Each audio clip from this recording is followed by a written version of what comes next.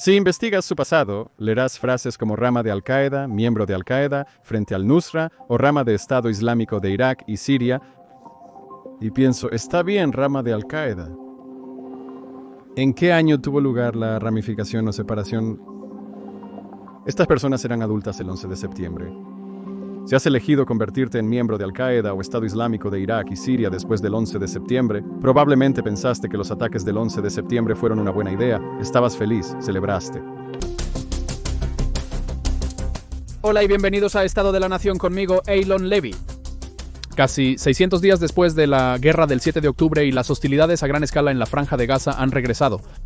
Israel acaba de lanzar lo que llama Operación Carros de Gedeón para capturar toda la Franja de Gaza. Cambio de estrategia, no más juego del gato y el ratón. No más entrar en Gaza, tomar territorio, despejar a Hamas, retirarse, dejar que Hamas retome y vuelva en el vacío. Ahora Israel está diciendo que estamos capturando toda la Franja de Gaza para expulsar a Hamas de una vez por todas. ¿Qué significa esto para los rehenes? Bien, Israel dice que la presión militar es la forma en que va a conseguir que Hamas libere a los rehenes, las familias de los rehenes, por supuesto, aterradas con razón de que esto podría ser una sentencia de muerte para los rehenes y su táctica de presión destinada a conseguir que Hamas los libere terminará poniéndolos en peligro mortal, mucho de qué hablar. Y uniéndome de nuevo en el podcast, hoy está uno de mis invitados favoritos, Daniel Paul Rubinstein. Siempre me confundo. Confundido Rubinstein, pero no es Dean o Einstein. Einstein. Ese Daniel Paul Rubinstein, Stein, en cualquier caso, no importa, porque como figuras icónicas como John F. Kennedy fueron identificadas solo por tus tres iniciales. Daniel Paul Rubinstein. Así que Rubinstein, no importa, te llamaremos Daniel Paul Rubinstein. Has vuelto de una gira por el campus en los Estados Unidos. ¿Cómo te fue? Hablé en 7 campus, fue una gran experiencia. ¿7 campus para 7 frentes? 7 campus para 7 frentes, realmente estaba visitando el 8º frente. Escuché muchas historias de estudiantes que han estado lidiando con el asalto desde un día después de la masacre del 7 de octubre. Vimos que la actividad anti-Israel en los campus universitarios americanos se disparó. La gente estaba celebrando la masacre del 7 de octubre solo un día después y todavía estamos lidiando con los efectos de esto. Muchos estudiantes judíos anhelan conectarse con Israel, aprender y visitar el país. Así que soy optimista sobre el futuro.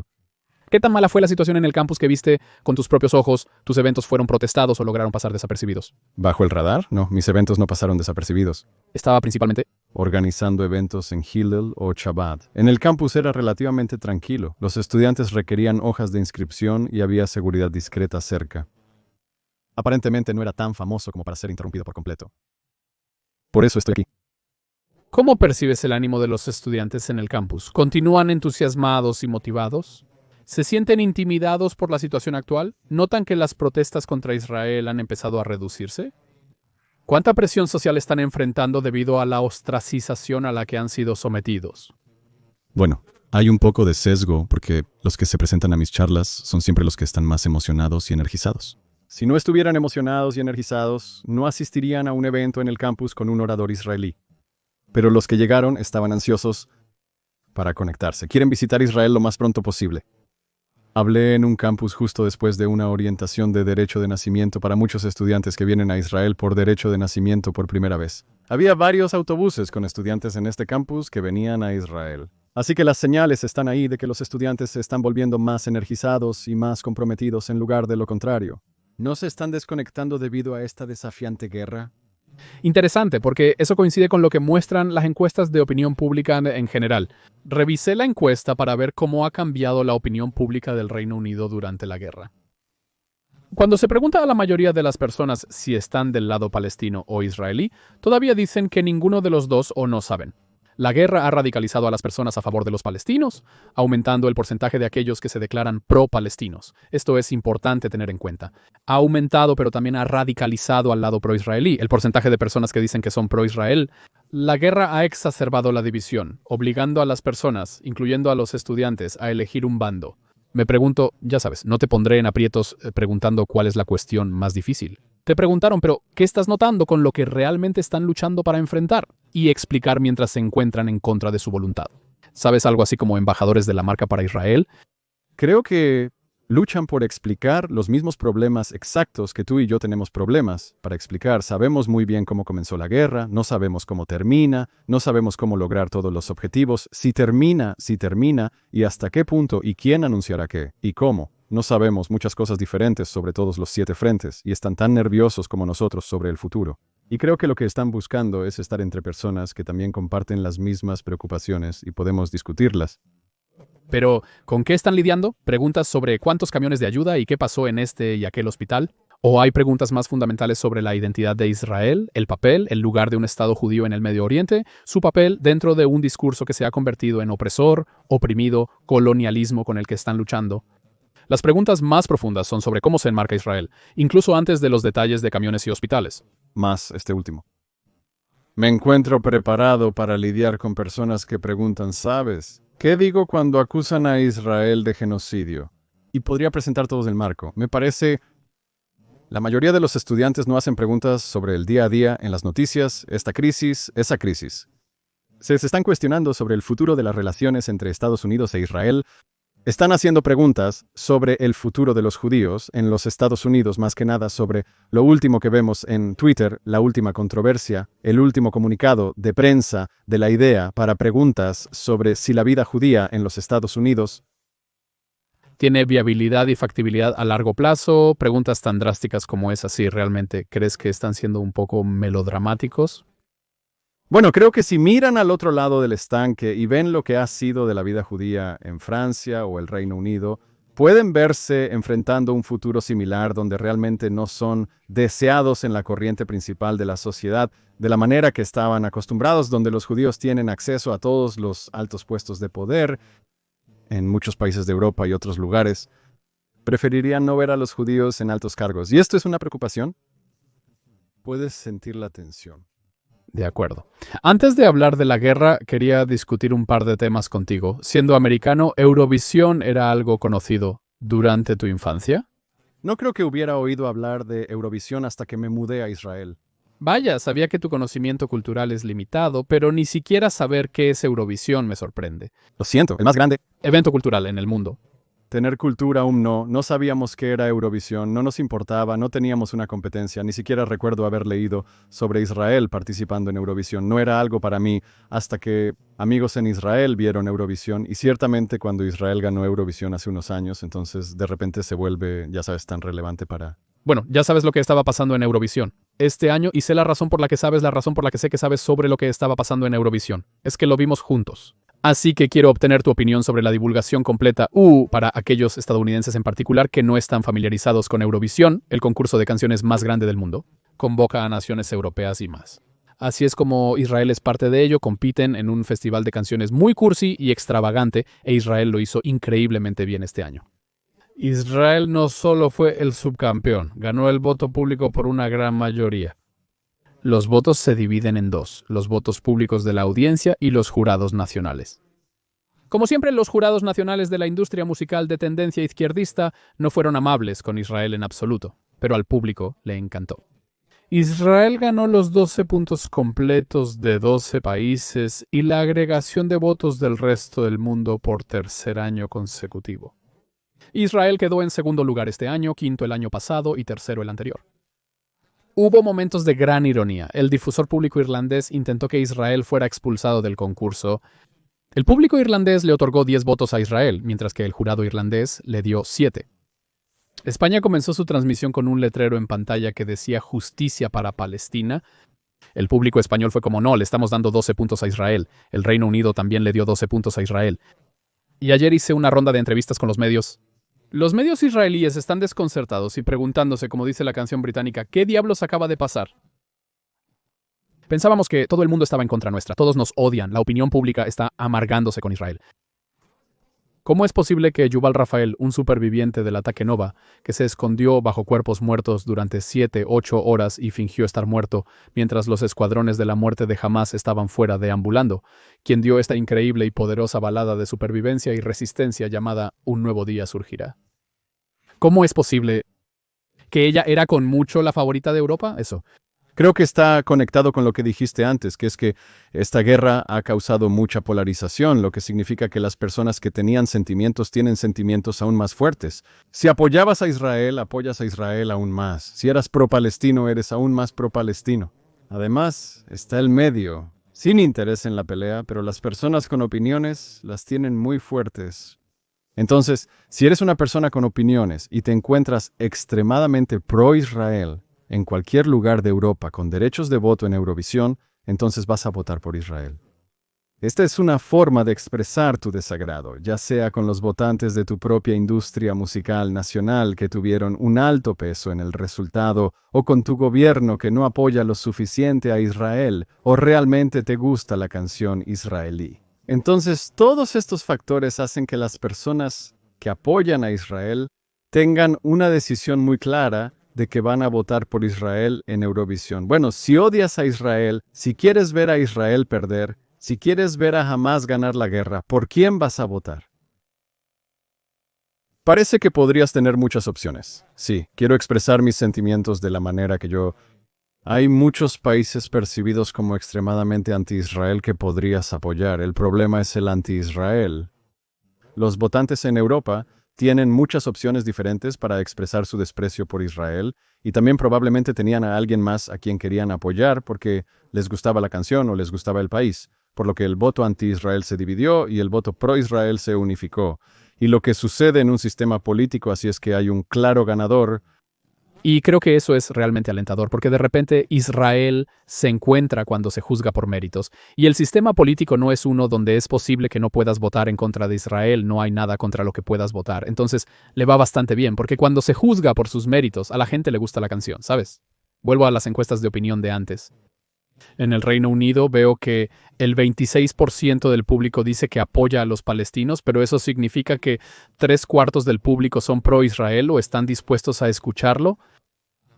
Y puede haber cierta hostilidad hacia el acoso y la percepción de que el lado israelí está siendo acosado, quiero decir, y realmente lo fue. Quiero decir, estuvimos muy cerca de un incidente durante el evento donde alguien quería asaltar el escenario con un cubo de pintura roja para verter sobre Yuval Rafael, quien se escondió bajo cuerpos muertos durante 8 horas durante el Festival Nova. ¿Qué tan enfermo debes estar para pensar que verter pintura roja sobre una mujer que se escondió bajo sangre real durante 8 horas es un buen truco y te convierte en el bueno? Tengo que creer que los israelíes merecían el 7 de octubre porque son culpables de una lista tan atroz de crímenes que merecen todo lo que les sucedió. Eso es lo que harán años de incitación. Es un problema de extremismo de origen interno, no de islamistas, sino de wokistas blancos, si se puede llamar así. En el Reino Unido obtuvieron la misma cantidad de votos que los estadounidenses, quienes no participan en Eurovisión. ¿A qué te refieres con ustedes? El total general de... ¿A qué te refieres con ustedes? ¿Me estás acusando de ser América? No, quiero decir, definitivamente es alentador el hecho de que Israel recibió el apoyo de toda Europa. Porque no había forma de votar en contra y la gente estaba dispuesta a escucharlo, pero eso significa que tal vez el problema está exagerado en términos de la lucha por la opinión pública, tal vez no sea tan malo como pensamos, la calle europea todavía está con nosotros, tal vez ni siquiera necesitamos molestarnos en explicar lo que está sucediendo en la guerra. Europa está con nosotros. No, ciertamente cuando miro al Reino Unido veo que el lado anti-Israel es bastante prominente en uno de los principales partidos del Reino Unido que tiene un poder significativo. Vimos hace unos años que Jeremy Corbyn tenía la oportunidad de convertirse en el primer ministro del Reino Unido. Así que no podemos simplemente sentarnos e ignorar estas tendencias en la política de que un grupo doméstico se está radicalizando más contra Israel y contra los judíos. Y debemos hacer todo lo posible para evitar que eso suceda. Realmente sería fascinante. Espero que alguien allá afuera esté pensando en hacer un estudio en profundidad para encontrar a las personas que votaron por Israel. Por supuesto, el molino de rumores se está volviendo loco diciendo que el Mossad manipuló la votación con televotos e intentó averiguar por qué votaron por Israel. ¿La canción fue exitosa puramente por sus méritos o fue un gesto de protesta? ¿Fue por identificación con ella como víctima de terrorismo o qué estaba pasando? Eso es buena idea para un video de YouTube. Ir a los países más apoyados a filmar y hacer preguntas. Sí, pero me refiero a una encuesta científica Una encuesta científica que intenta explorar porque claramente hay algo en lo que Israel necesita profundizar, pero la tendencia de que el lado pro-Israel se ha vuelto más pro-Israel es realmente fascinante. Quiero decir, estoy mirando esta encuesta de YouGov en el Reino Unido, que muestra que en la víspera de la masacre del 7 de octubre, el 10% del público británico dijo que sus simpatías estaban más con Israel que con los palestinos. Las otras opciones son no sé y ninguno, y de nuevo más de la mitad del público no sabe. O ninguno, ha subido de 10 a 17, está bien. Y el lado pro-palestino de 24 a 26, así que la guerra ha expandido el campo pro-palestino. Pero en términos porcentuales ha expandido el pro-israelí aún más. No son tan ruidosos, ni están tan organizados, ni tienen un mensaje tan claro, porque de nuevo, como dijiste, Mo, en realidad no sabemos a dónde va esto. El plan para el día después implica menos disciplina en el mensaje y disciplina ideológica, pero definitivamente es una tendencia positiva. Y lo que terminé diciendo en las noticias en Israel ayer. Cuando me preguntaron, dije, la impresión de que todos están en contra nuestra y nos odian, sin importar lo que hagamos, es falsa. Hay un campo entero para jugar con personas dispuestas a darle a Israel una audiencia justa. Renunciar a luchar por nuestro nombre y hacer nuestro caso por la creencia nihilista y fatalista de que todos están en contra es un error trágico. Predicando al coro, no tengo nada que entregar. Bien, o pasemos al siguiente tema. Estás de vuelta en Medio Oriente. El presidente Donald J. Trump también estaba allí. ¿Sabes qué él y los líderes de Hamas tenían en común esta semana? Lo sé porque lo tuiteé. ¿Conoces mi material de fuente? ¿Qué tenían en común?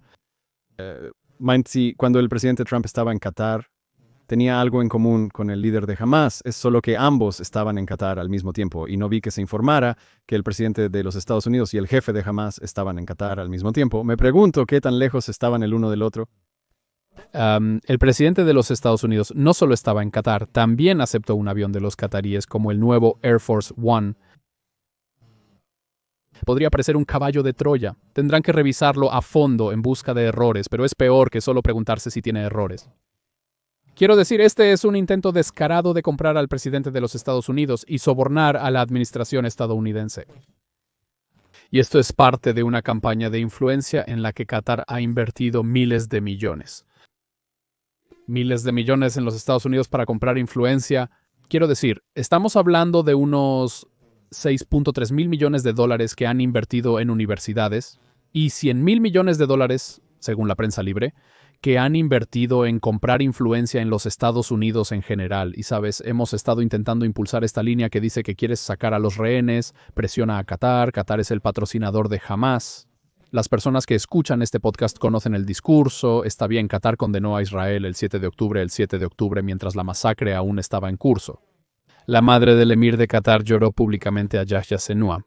Desde el primer día han presionado por un acuerdo de rescate que mantendría a Hamas en el poder. Qatar le ha estado diciendo a Hamas que mantenga a los rehenes. Nosotros hemos estado diciendo presionar a Qatar. Y me pregunto si el presidente de los Estados Unidos tomando un avión desde Qatar y siendo recibido con tal fanfarria real en Qatar es el clavo final en el ataúd de la presión. ¿Intento de presionar a Qatar? ¿O significa que en realidad los Estados Unidos tienen más influencia sobre Qatar y pueden hacer algo tras bambalinas? No sé cómo interpretar la situación. Para empezar, estamos luchando. Una batalla cuesta arriba.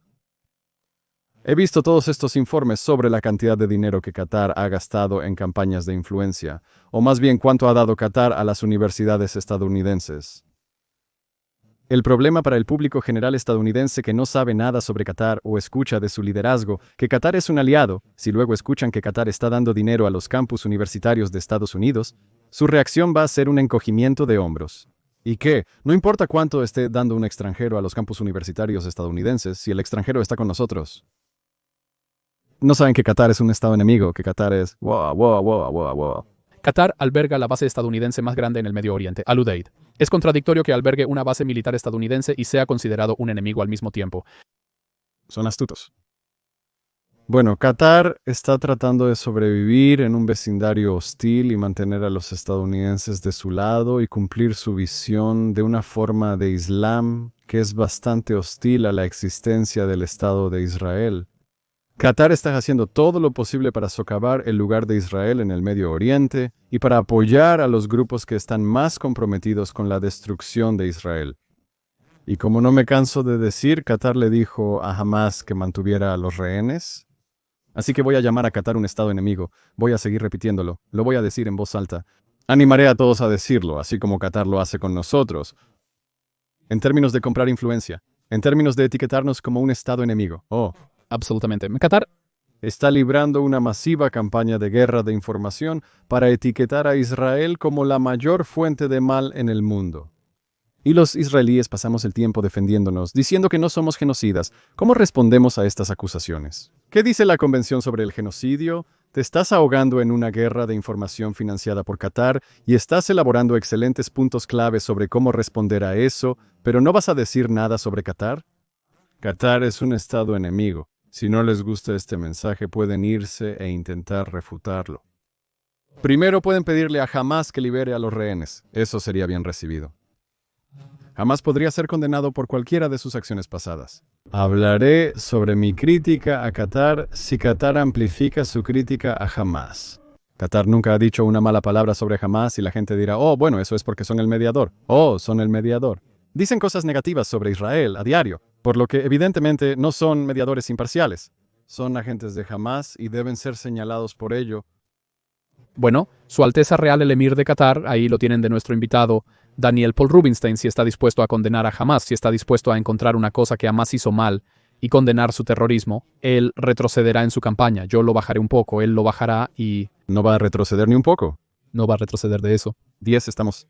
Exigiremos otro precio si vamos, pero lo bajaremos de 10 a 8 si condenas a Hamás por una cosa y por cada rehén que le digas a Hamás que libere, reduciremos otro nivel. Justo suficiente. Es justo suficiente. Y probablemente Qatar no está demasiado preocupado en este punto. Probablemente no demasiado. Preocupado, pero deberíamos hacer que se preocupe. Mientras tanto, la cancelación de la visita de Trump al Medio Oriente debería preocupar a los israelíes, ya que Israel solía verse como la puerta de entrada a Washington. Si quieres ir a los Estados Unidos, debes pasar por Israel. Una de las razones por las que creo que el presidente Erdogan inició un acercamiento con Israel en 2021, creo que fue con la visita del presidente Herzog a Ankara. Ha habido algunos acercamientos. Sí, cuando el presidente Herzog fue a Ankara, la impresión fue que esto era Erdogan tratando de volver a entrar en los Estados Unidos. Buenos libros. Israel se ve a sí mismo como una puerta de entrada al medio. Él accedió a escribir Turquía en el idioma turco. En lugar de sí, Turquía tuve que Hacer ajustes en los comunicados de prensa durante mi trabajo. Sí, De todos modos, Erdogan, ¿viste por cierto su video con Macron esta semana? Lo hice cuando estaba como tirando del dedo de Macron en un gran movimiento de poder diciendo te tengo en un agarre de pinza, movimiento de poder. La cobertura mediática sugirió que Israel debería estar preocupado, ya que no está presente en la sala. El presidente Trump está siendo recibido en palacios de mármol cubiertos de oro en Arabia Saudita, Qatar y los Emiratos Árabes Unidos durante su visita, tal como a él le gusta, pero alguien no está presente en la sala. Noam al-Jalani, quien hasta hace solo unos meses tenía una recompensa de $10 millones por la ubicación de su paradero y porque era un terrorista buscado. Ahora el presidente de Siria está estrechando la mano del presidente Trump. Israel no está presente y se habló de que quizás el vicepresidente Juris, Dr. Vance, vendría a Israel para equilibrar las cosas. Ahora Barack Ravid y Axios, quien aún te bloquea en Twitter, nunca descubrimos por qué. Tal vez intentemos una reconciliación. entre los dos. Le hice una pregunta que no le gustó y me bloqueó por eso.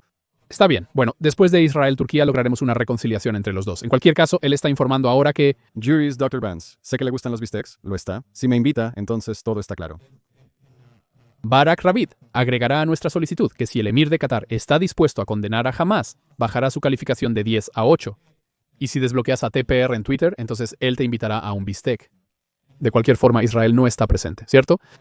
Según informa Barack Ravid, Juris Dr. Vance no viajará a Israel, aparentemente para evitar dar la impresión de que Estados Unidos respalda la reanudación de las hostilidades en este intento de capturar la Franja de Gaza. Pero ciertamente desde una perspectiva óptica, el giro que salió de la visita del presidente Trump es que Israel no está en la sala y está siendo marginado. Y hemos pasado de la administración de los Estados Unidos sin luz del día. Estamos en la misma página, en cada imagen, diciendo que tal vez Israel está comenzando a ser empujado. Fuera, ¿no? ¿Y cómo lo interpretas? Bueno, mencionaste la palabra óptica. Creo que esa es una palabra importante. Cualquier político, ciertamente cualquier presidente de los Estados Unidos, quiere una buena imagen y quiere victorias, quiere viajar al extranjero y ser percibido como grande y quiere traer algo a casa para sus constituyentes. para los Estados Unidos de América. No sé si Trump percibió alguna posible victoria por visitar Israel en este momento porque quizás ve que esta guerra está en una especie de punto muerto. Hay maniobras. ¿Va Israel a llegar hasta el final? ¿No va Israel a llegar hasta el final? ¿Cuál es la situación con la ayuda humanitaria? Hay mucha incertidumbre. Sí, no vamos a invertir 1.2 billones en los Estados Unidos, ¿verdad? Correcto. Y en un momento en que Trump está aumentando los aranceles, el tema de la economía es una gran preocupación en los Estados Unidos. Y los cataríes, los emiratíes y los saudíes tienen billones de dólares. Es crucial usar el término dólares, la divisa estadounidense. Al referirse a las inversiones realizadas en Estados Unidos, están realizando transacciones en activos en dólares, comprando bonos del Tesoro de Estados Unidos. Queremos que la riqueza petrolera de los estados del Golfo se invierta en los Estados Unidos y no en China, no en Rusia, no en Irán, no en Corea del Norte, por lo que es importante desde la perspectiva de los Estados Unidos mantener a los países del Golfo en la órbita de los Estados Unidos. Si nuestra lista de prioridades de desafíos incluye a China, Rusia, Irán, Corea del Norte, también no podemos tener a Qatar en la misma lista aparentemente porque hay otros desafíos. Por lo tanto, es importante desde la perspectiva de los Estados Unidos y Trump, quien quiere victorias, poder ir y transmitir algo que hizo con éxito. Correcto. Entonces, tal vez no deberíamos leer demasiado sobre el hecho de que Israel no está incluido en la votación. No todo es acerca de nosotros todo el tiempo. No todo es acerca de nosotros. Pensé que el mundo giraba alrededor de Israel. Eso es una llamada de atención. Está bien. Así que no leamos demasiado en ello. El presidente Trump quería ganar económicamente, pero me pregunto, ¿es solo economía? ¿Está estrechando la mano con al-Halani porque busca inversión siria en Estados Unidos? ¿Hay algo importante geopolíticamente a lo que debamos prestar atención? Bueno, hemos visto a Trump reunirse previamente con el líder de Corea del Norte. En Corea del Norte. El presidente Trump está dispuesto y ansioso de reunirse con cualquiera, en cualquier lugar y momento. Esta es su filosofía. Y creo que la actitud predominante respecto a Siria es, veamos qué sucede. Démosles una oportunidad. Las sanciones que se aplicaron contra Siria fueron sanciones que se impusieron al régimen de Assad por sus crímenes contra su propio pueblo y también por su papel en el patrocinio de grupos terroristas en Medio Oriente y su relación con Irán. El régimen de Assad se ha ido. Hay un nuevo régimen en la ciudad. Y quizás Trump lidera con un enfoque diplomático para ver qué pasa. Es un apretón de manos y una fotografía. No es necesariamente una concesión en la política de Siria. Siria es un lugar complicado y aún no sabemos si seguirá siendo un país. Hay partes de Siria que no están bajo el control del gobierno sirio. Quizás hay facciones en Siria que no aceptan la autoridad del gobierno central. Es posible que veamos la desintegración de Siria o no. En Israel estamos adoptando un enfoque de esperar y ver. El presidente Trump sí dijo que quiere ver a Siria y Arabia Saudita normalizar relaciones con Israel. Y el ángulo saudí comprende que puede no ocurrir de inmediato, debido a las complicaciones causadas por la guerra. Y ahora sabemos por un informe en el Wall Street Journal que quizás la razón por la que Hamás lanzó la masacre del 7 de octubre fue el 7 de octubre. Fue para frustrar la paz entre Israel y Arabia Saudita. Uno de los grandes misterios es por qué Sinwar invadió sin decirles a los otros ejércitos proxy iraníes alrededor de Israel.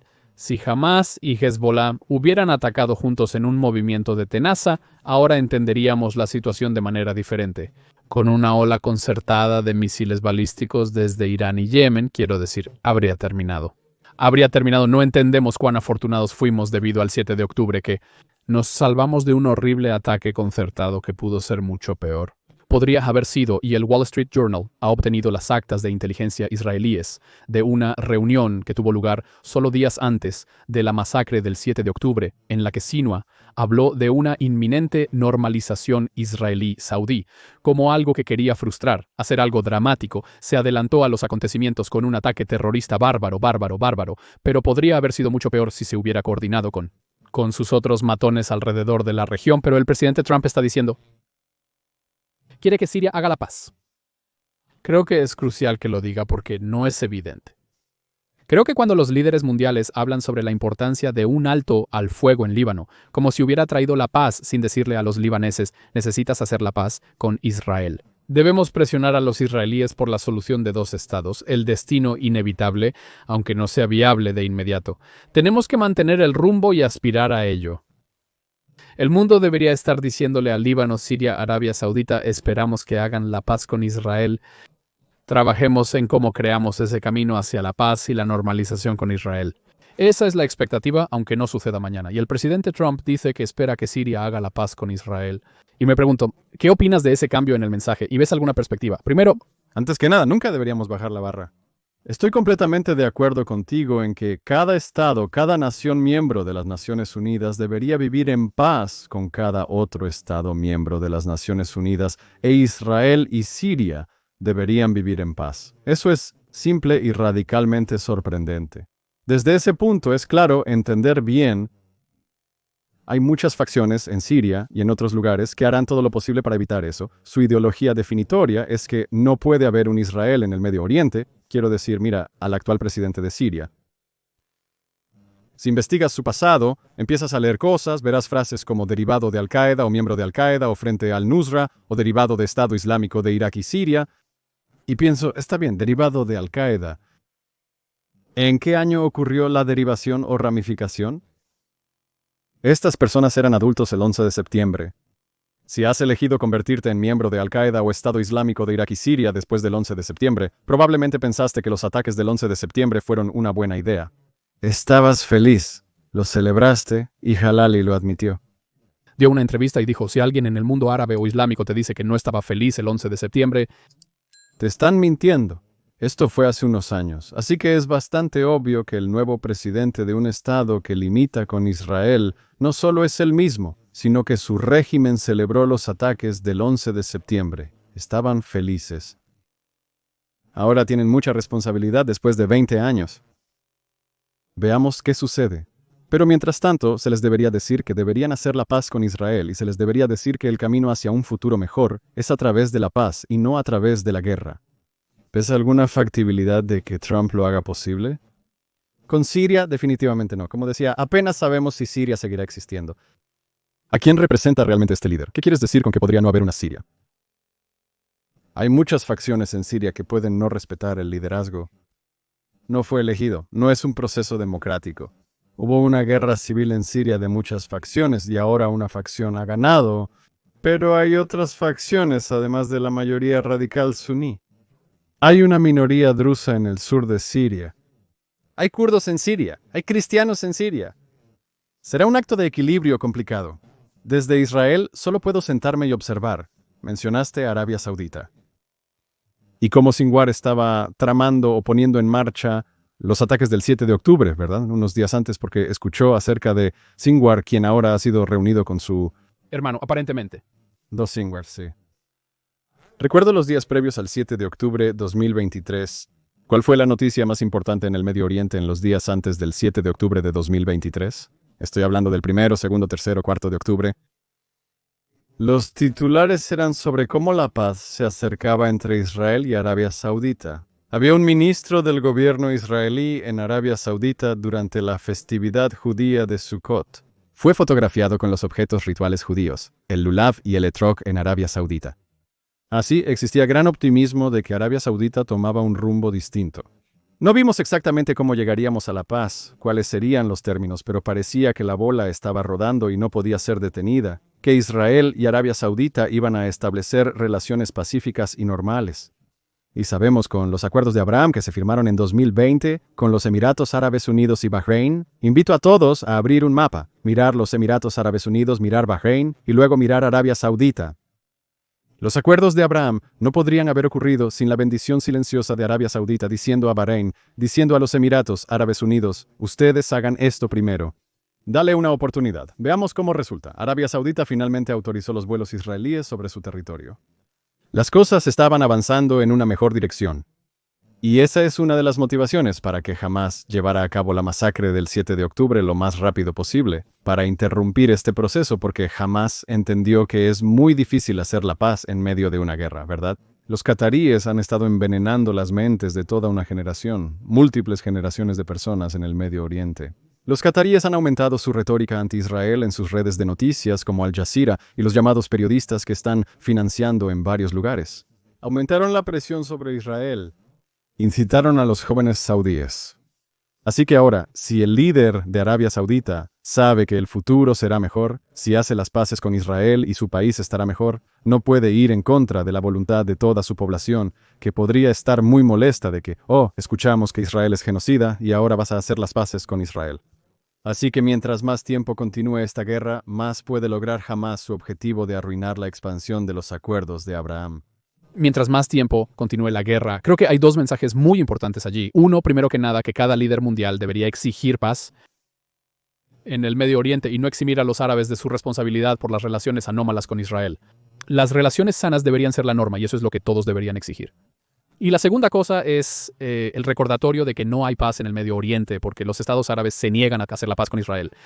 Israel no es el lado que hace demandas. Solo haremos la paz con Arabia Saudita si nos dan X y no Z. Solo haremos la paz con Omán si nos dan esto. Es el lado árabe el que se niega a hacer la paz con Israel, el que está poniendo condiciones para hacer la paz. Creo que la demanda debería ser que la paz sea incondicional.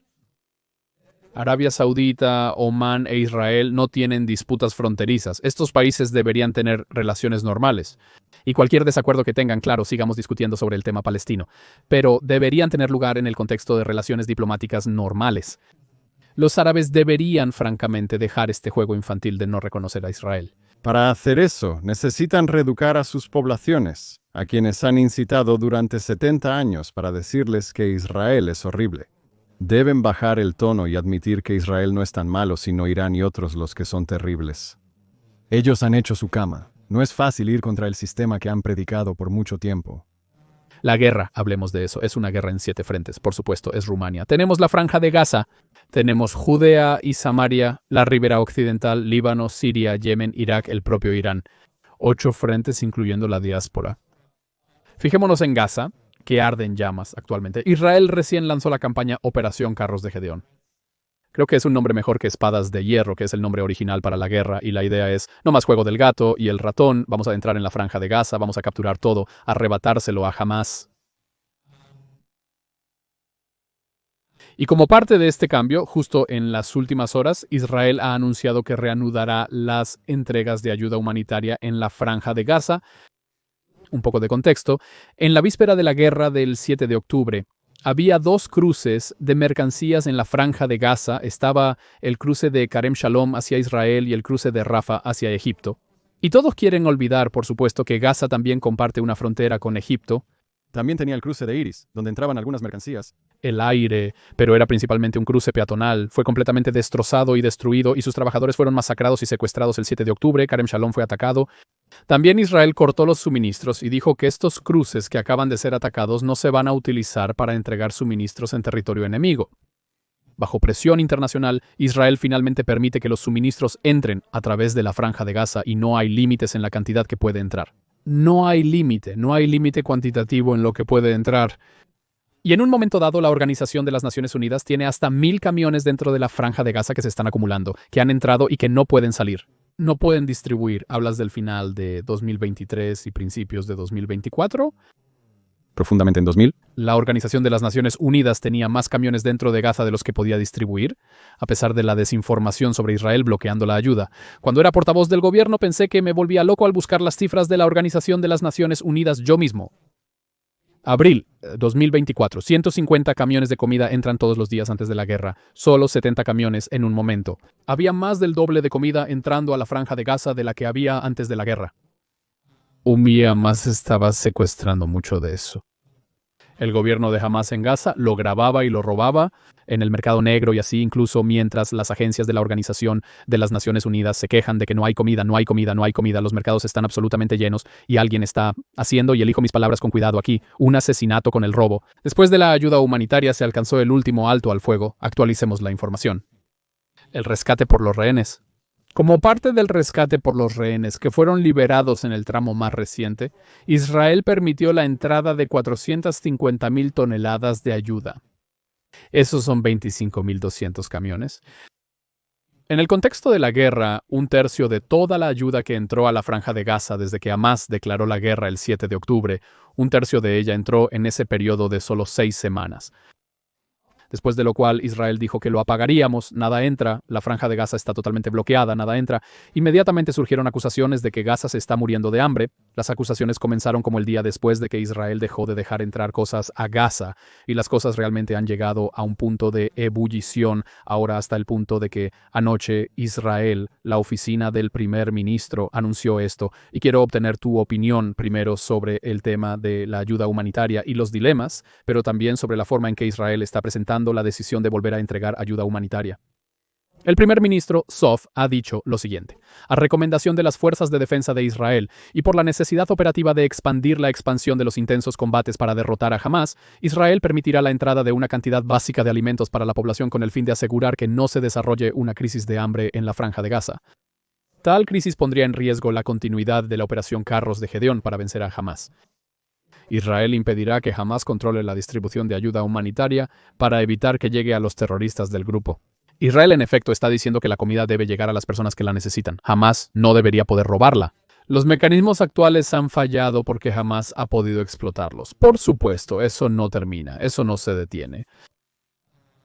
Funcionarios cobardes como el jefe humanitario de la Organización de las Naciones Unidas, Tom Fletcher, quien ha comenzado a acusar a Israel de genocidio en la franja de Gaza, diciendo lo siguiente: a aquellos que proponen una modalidad alternativa para la distribución de ayuda, no perdamos tiempo.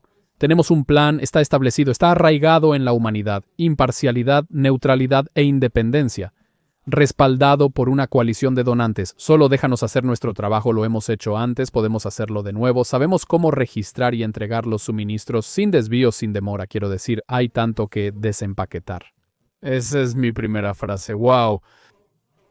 Hay mucho que analizar. Primero, ¿qué falla en el actual sistema de la Organización de las Naciones Unidas para llevar ayuda a la franja de Gaza? ¿Qué objeción tiene Israel al respecto? Bueno, la situación que tuvimos durante la mayor parte de la guerra, donde, como mencionaste, Israel permitió la entrada de grandes cantidades de alimentos y suministros a la franja de Gaza a través de agencias de ayuda de la Organización de las Naciones Unidas y otros. Cuando envías grandes cantidades de alimentos y suministros a un territorio que está gobernado por el enemigo, controlado por el enemigo va a poner sus manos en ello. Usas la palabra secuestrar. Hamás no tuvo que secuestrar la ayuda. Fue entregado a Hamás. El suministro no fue entregado a los almacenes de la Organización de las Naciones Unidas, los cuales son atendidos por personal local. La gente imagina que, no sé, personas de Noruega, Australia, México, Estados Unidos, Suecia, con cascos azules vienen y entregan paquetes a la gente de Gaza. Esto no es así. Las agencias de ayuda contratan a locales. ¿Están contratando a locales en un territorio que está gobernado por Hamás? ¿Quién crees que son los locales? ¿Quién crees que puede obtener la mayor cantidad de ayuda? Es como una mafia. No se hace en público, a la vista de todos en Amazon. Pero es obvio que si Hamás controla el territorio, entonces van a conseguir los suministros y van a poder vender estos suministros y usar los ingresos de estas ventas, de los impuestos que recaudan. Van a usar los ingresos para pagar a sus combatientes. Van a usar los ingresos para pagar a las personas que tienen a los rehenes. Y van a usar los ingresos para reclutar a más adolescentes para convertirse en combatientes de Hamás. Están vendiendo Comida para poder pagar a los personas que están muriendo de hambre. Nos decimos a nosotros mismos que hay rehenes en Gaza, los rehenes necesitan comida, esperamos que la comida, los medicamentos y los suministros que están entrando por toneladas también lleguen a los rehenes. La opinión pública israelí sobre este tema cambió durante la primera fase del acuerdo de liberación de rescate de rehenes, cuando los rehenes salieron vivos de Gaza y regresaron a Israel. Todos vimos las imágenes, no necesitaban decir nada. Aprendimos que Hamás está torturando y dejando morir de hambre a los rehenes.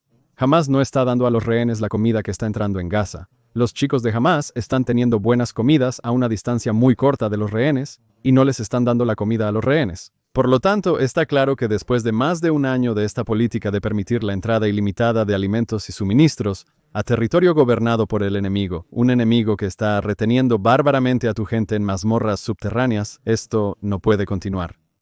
Si Hamás no va a liberar a los rehenes, entonces el sistema actual no puede continuar porque es lo que mantiene a Hamás en el poder.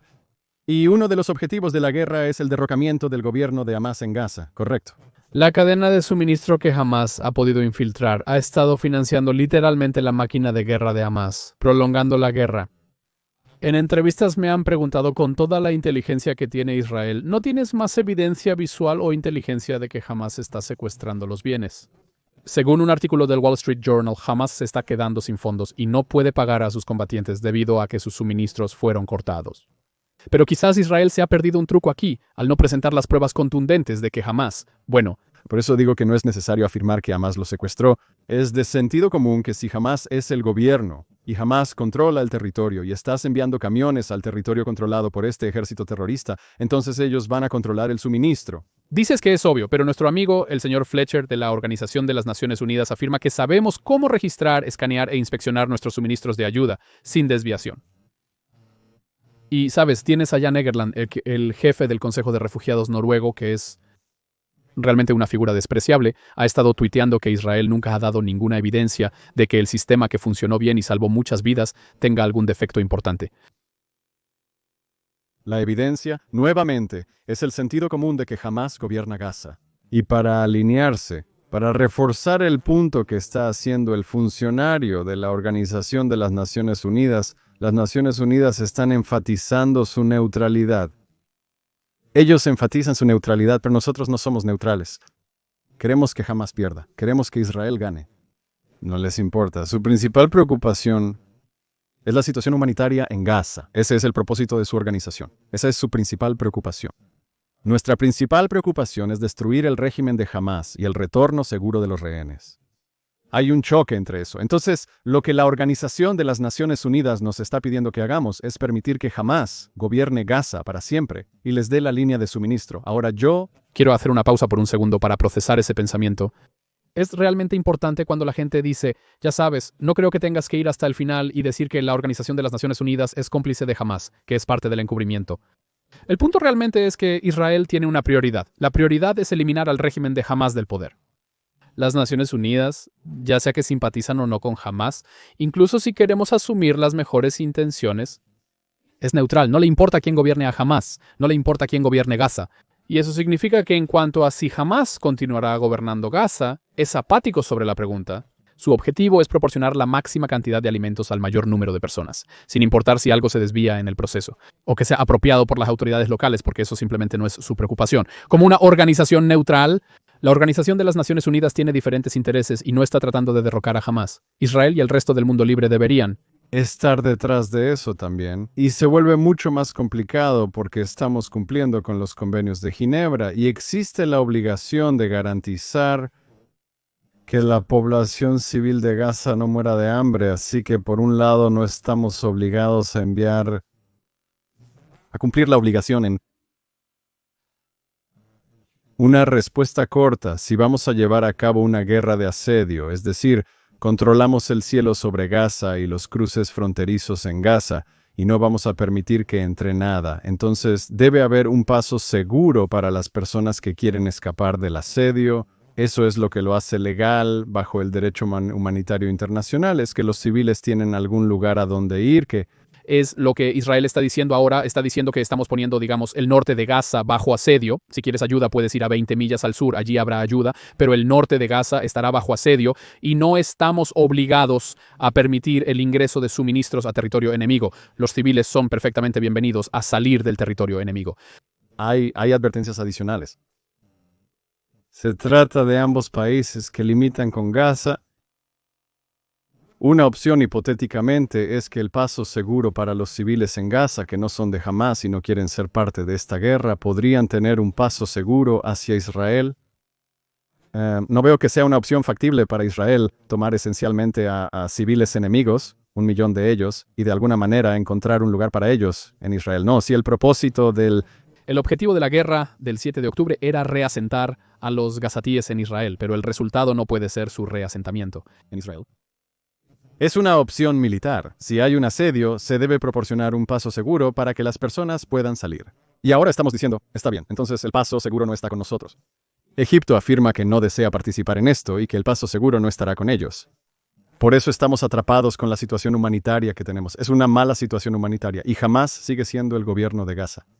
y Hamás continúa tomando rehenes. Por eso, los Estados Unidos e Israel, no las Naciones Unidas, los Estados Unidos e Israel están elaborando un plan para proporcionar ayuda humanitaria a las personas en Gaza que no lo harán, penetrarán profundamente en el territorio controlado por Hamás. Es una situación muy difícil, porque para evitar que Hamás se haga con la comida y los suministros, debe haber un territorio que Hamás no controle, donde vaya la comida y los suministros. Esto es como si un niño de 4 años pudiera comprobarlo. Si Hamás controla el territorio por donde pasan la comida y los suministros, entonces Hamás los obtendrá. De lo contrario, no los recibirán. Entonces está bien, probablemente Hamás no lo obtendrá. Desconozco los detalles exactos del sistema en Gaza, donde posiblemente las personas deban caminar cierta distancia para obtener alimentos y regresar. Es una situación complicada, pero no debe ser lo que existió durante todo el 2024, que es que Hamás estaba usando la comida y los suministros para prolongar la guerra. Y ese es un punto realmente importante. La ayuda debería llegar a las personas que la necesitan. Póngame como en el lado humanitario y compasivo de la pregunta sobre la ayuda a Gaza. La ayuda debería llegar a las personas que la necesitan. No queremos que la gente pase hambre, no queremos que la gente sufra. Pero también es importante que una organización terrorista no pueda secuestrarla para prolongar la guerra y prolongar el sufrimiento de todos. Y eso significa, por lo tanto, que es importante que la ayuda pase por una fundación humanitaria independiente que no sea cómplice de Hamás, que no haya sido infiltrada por Hamás, que no haya hecho la vista gorda a Hamás apoderándose de fondos y suministros y que esté respaldada o apoyada por el país que está de acuerdo con la misión de proporcionar suministros para los civiles, pero coherente con el objetivo de remover al régimen de Hamás del poder. De hecho, la política ha sido criticada por Yoav Gallant, el ministro de Defensa desde el inicio de la guerra, quien fue recientemente despedido por el primer ministro, quien dijo, ¿sabes? Claramente esto es evidencia de un fracaso de la política, porque si estás hablando de un plan para distribuir ayuda que no pasa por Hamás, significa que no has derrotado a Hamás. Si ya hubieras capturado el territorio de Hamás, entonces no estarías hablando de cómo evitar que la ayuda sea secuestrada en territorio que Hamás aún controla. No hay una buena opción. Esa es la conclusión, pero en este caso soy optimista. Habíamos mencionado antes que el presidente Trump omitió a Israel en su visita. Este es un asunto de tremenda importancia, la situación humanitaria en Gaza. Y en lugar de que Israel tenga que trabajar con agencias de la Organización de las Naciones Unidas que contratan a locales en Gaza y se preguntan por qué las cosas no salen tan bien, en este asunto los Estados Unidos e Israel están trabajando en un mecanismo. Y si los Estados Unidos e Israel acuerdan este mecanismo, significa que los Estados Unidos están respaldando la decisión de Israel y respaldando a Israel. Política en la guerra. Y tienes a estos funcionarios de la Organización de las Naciones Unidas resistiéndose a tener esta nueva fundación humanitaria con contratistas de seguridad independientes, distribuyendo ayuda, diciendo que no se ha aprobado, diciendo que no se ha demostrado. El argumento que presentaste sobre la legalidad de esto es que el asedio en la guerra es legal bajo el derecho internacional, aunque sea horrible porque es una guerra. Son legales, pero están regulados. Imponer un asedio es permisible si el objetivo no es someter a la población local por hambre, pero quieres privar al enemigo de sus recursos, permites un paso seguro para que los civiles salgan. Bajo las convenciones de Ginebra, existe la obligación de permitir la entrada de suministros necesarios para la supervivencia de la población local, a menos que el enemigo los esté desviando o usándolos para una ventaja militar definitiva, lo cual está sucediendo. Para abordar estos argumentos válidos sobre el funcionamiento del derecho internacional, observemos cómo la Organización de las Naciones Unidas debe inventar este argumento en respuesta. Esas no son las reglas del derecho internacional que se aplican porque Gaza está ocupada. Y si Gaza está ocupada, entonces Israel no está obligado solo a facilitar la provisión de ayuda. Está bajo la obligación de asegurarse de que la población civil tenga lo que necesita. Y luego piensas, espera, necesitamos tener la obligación de proporcionar a los civiles lo que necesitan en territorio controlado por Hamás, en cuyo caso no está ocupado porque la definición de ocupación es que tienes control efectivo, que es el territorio bajo la autoridad real de un ejército hostil. Si tuviéramos autoridad real, Hamás no secuestraría ayuda y podríamos distribuir alimentos a la gente desde las casas web que controlan en Gaza. Quiero decir, ¿qué opinas de ese intento de crear estos saltos intelectuales para justificar la afirmación de que en realidad Israel es finalmente responsable de alimentar a los gazatíes y cuidar de su bienestar para que Hamás pueda continuar masacrando a los israelíes porque se les ha dejado fuera de la responsabilidad? En resumen, mi respuesta a tus argumentos es gracias por tu opinión. Estamos a 19 meses de esta guerra. ¿Está claro cómo comenzó? ¿Está claro cómo necesita terminar? Solo necesitamos un camino para llegar allí. Y soy optimista de que si Israel va a coordinar con los Estados Unidos en el mecanismo humanitario, entonces Israel puede llevar a cabo sus objetivos de guerra y también contar con el apoyo de los Estados Unidos. ¿Recuerdas hace aproximadamente un año cuando Israel estaba considerando entrar a Rafah? Rafah es una ciudad palestina en Gaza. Fueron un punto de lanzamiento importante para la masacre del 7 de octubre. Y mientras Israel se preparaba para entrar a Rafah, para encontrar a los terroristas de Hamás allí en Rafah, para eliminar la infraestructura que Hamás había construido debajo y alrededor de las casas, el presidente de los Estados Unidos dijo que si Israel entra a Rafah, no les enviaremos las armas. Este fue un momento crítico en las relaciones entre Estados Unidos e Israel. Soy optimista de que el gobierno israelí está coordinando con el gobierno estadounidense y está ideando un mecanismo para que no lleguemos a ese punto en el que dos aliados que ven más o menos de la misma manera en la mayoría de las cosas no van a llegar a un punto de ruptura tan pública.